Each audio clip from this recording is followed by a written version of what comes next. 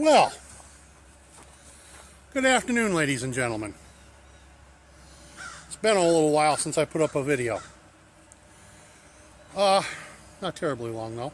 A friend of mine got in touch with me and told me that Canterbury's doing a new video series called Materia Medica, I think he called it. And was telling me how the other day he put up a video about something called Boneset. Now, you're going to ask, what is Boneset? Well, Boneset is one name. In this case, one name for a plant that goes by many names. One of them I always found humorous, something my grandmother called it, was dead fly weed. But Joe Pye weed. And give me just a second, I'll turn you around, we'll show you what we're talking about. Don't forget to stick around for the introduction.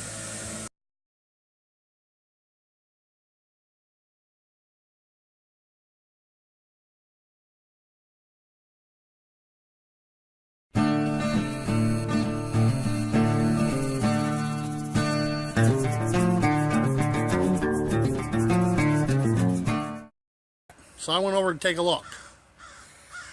It is not an original Native American boneset that he's showing you there.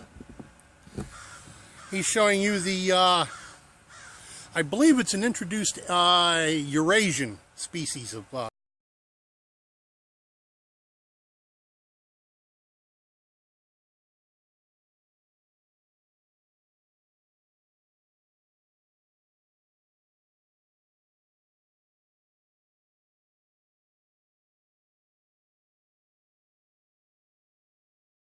well, Boneset is one name. In this case, one name for a plant that goes by many names. One of them I always found humorous, something my grandmother called it, was dead fly weed. Because after she was done using it to create medicines with, she threw it in a bucket, and it attracted every fly within 150 yards. They go in the bucket and they died. But other than purple boneset, it also goes by the name of Joe Pye weed. Now the history says, and remember, Native American history is oral, not written. So I don't have a book that I can point to say, here it is. I can only tell you this is the way it was passed down to me. Okay, ladies and gentlemen, what you are looking at right now is Joe Pye weed, also known as purple boneset, dead fly weed, and a host of other names. Let's see here. It's also, now, by the First Nations pronunciation and spelling, that would be J-O-P-I, Joe Pye. But it has been translated to J-O-E-P-Y-E, Joe Pye weed. That would be this right here with the purple top.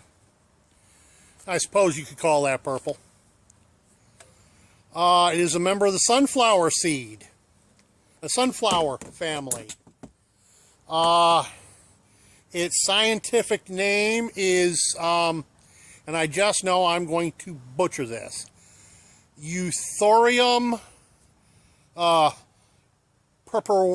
perfoliatum, I think.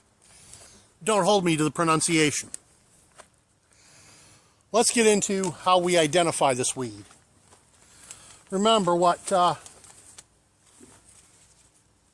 friend from down in Florida says about itemizing. Just a minute. Let me, since I'm just out and about town today, I only have my little itty-bitty blade with me. But it should be sharp enough to do the job. Now, as I was saying, as our friend from down in Florida says, let's itemize a little bit. This plant is ready for use in a medicinal purpose at this time of year. This would be in late July, early August, today being the 2nd of August.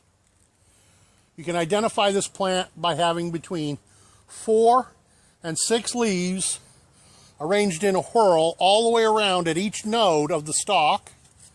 It has a green with purple spotted stalk, no hair, will always have a purple top, and it will have flowers coming out of, well, all of the upper nodes at least, and sometimes it'll come all the way down the stalk. And as I say, the leaves you'll notice are arranged all the way around the node, between 4 and 6 leaves all the way around.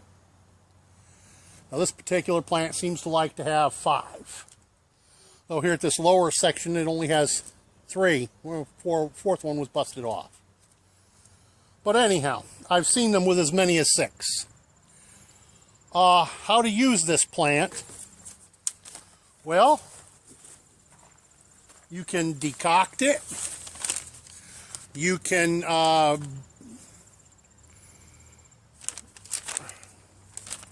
I forgot to bring my mosquito repellent.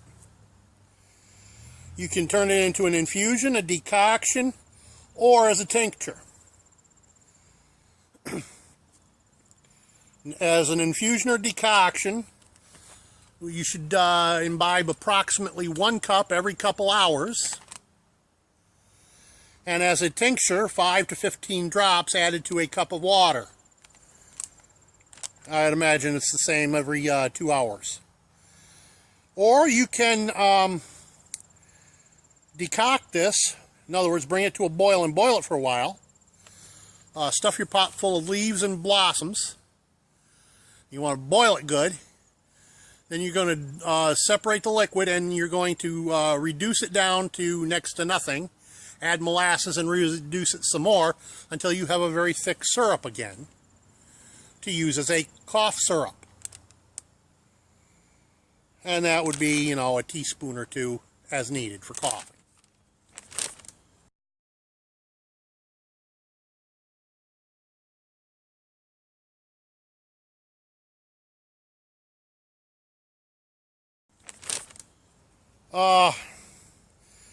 Now, it gets its most common name, Joe Pye weed, because supposedly a Native American named Joe Pye, a medicine man, started using this plant to treat everything.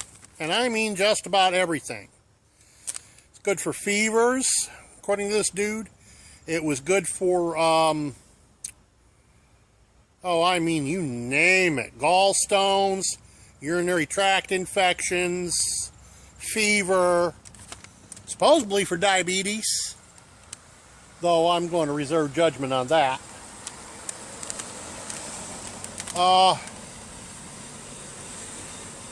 But that would be purple boneset or Joe Pye weed. So, I don't know what else I can tell you about.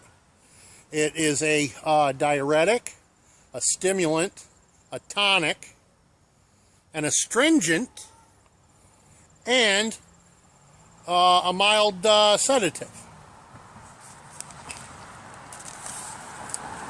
Now, what does that mean, astringent?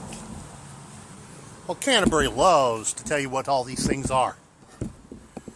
An astringent means you could use it for a styptic to stop bleeding. You could use it in a tea form if you had diarrhea. Decoct the leaves into a tea, a good strong tea, and drink a cup every hour or so, maybe 2 hours, to tighten up the insides. I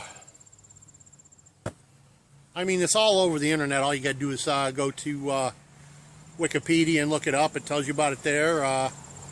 There's other places on the internet that gives you a lot of these details. I'm working mostly from memory, what I wrote down on a piece of paper while I was thinking about it this morning, after my friend informed me of Canterbury's video. Well, there you go. There's another one for his Medica, whatever it's called. Joe Pye weed.